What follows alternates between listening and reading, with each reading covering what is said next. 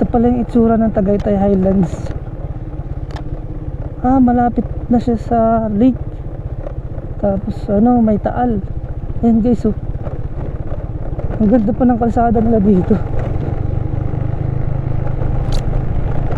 Sobrang pababa. Ang sabi ng guard, para daw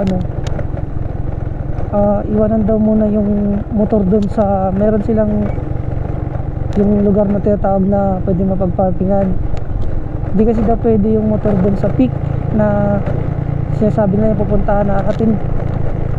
Ang ganda dito, Calabozo pala ang lugar nito.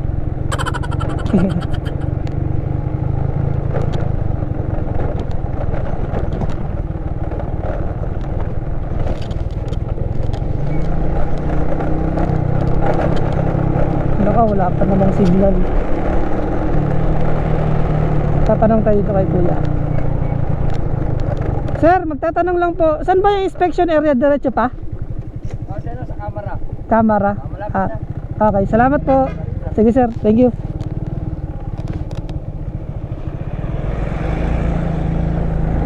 Ang ganda talaga dito. Grabe. Ay, kita pa yung lake, oh.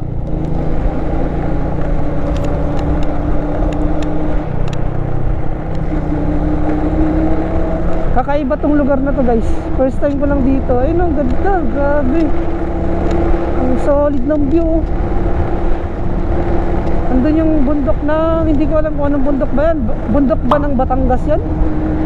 Or sa Tagaytay, yung Makiling.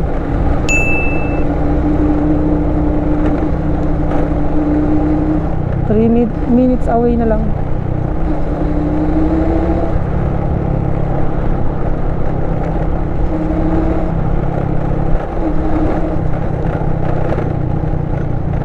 Baka ito nga siguro yun, yung sinasabi nila.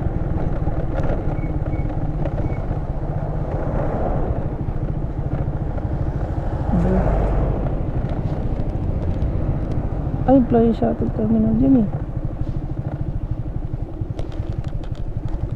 Tanong tayo dito.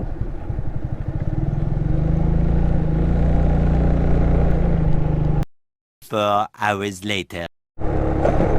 Grabe guys, oh. Kala mo umuulan, eh.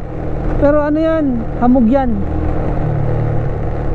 Dito kasi sa Tagaytay Highlands, sobrang tarik kasi itong itong bundok na to, mataas. Kaya grabe yung grabe ang hamog, oh. Tsaka sobrang lamig, malakas yung hangin. Medyo nakakatakot lang dito dahil wala masyadong tao. Wala talagang katao-tao dahil private kasi to. Tsaka ay, may aso. Pero ba't ganun may aso? Ayan, nakikita ko ngayon guys, napaka kapal ng hamog. Etong sa right side ko, bangin yan. Yan yung makikita natin yung Metro Manila. Ayan, dyan yung lake. Etong sa left side naman, ito nandito yung facing Taal Volcano. Kasi sa likod natin, yun yung papunta ng view ng Mount Makiling. Eto, paakyat na tayo. So wala nang checkpoint to dahil na tayo, okay na yung ID, na surrender na, pati yung mga papel na kailangan ipasa. Ayan, tarik. So sa mga hindi pa nakapunta dito, ito po yung itsura dito. Tarik. Lalo na kanina dun sa may papuntang venue talaga. Kaya pala hindi nila ina-allowed na yung mga underbone. Ang ina-allowed lang daw nila is yung mga high CC. Ayan, nandito na tayo sa exit ng Tagaytay Highlands.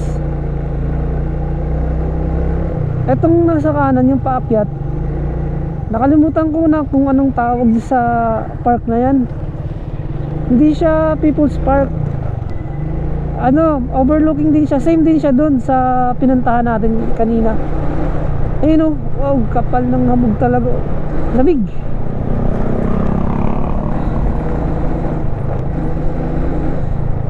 Ngayon, dito na tayo dadaan sa Tagaytay, Calamba.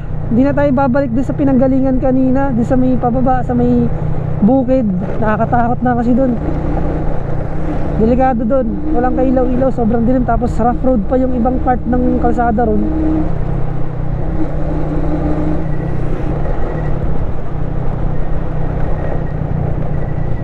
Yung suot ko pa naman na long sleeves ngayon ay etong ano lang, dry fit lang.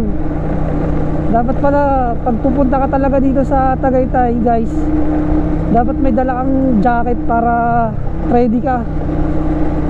Ayan o, grabe ang lamig.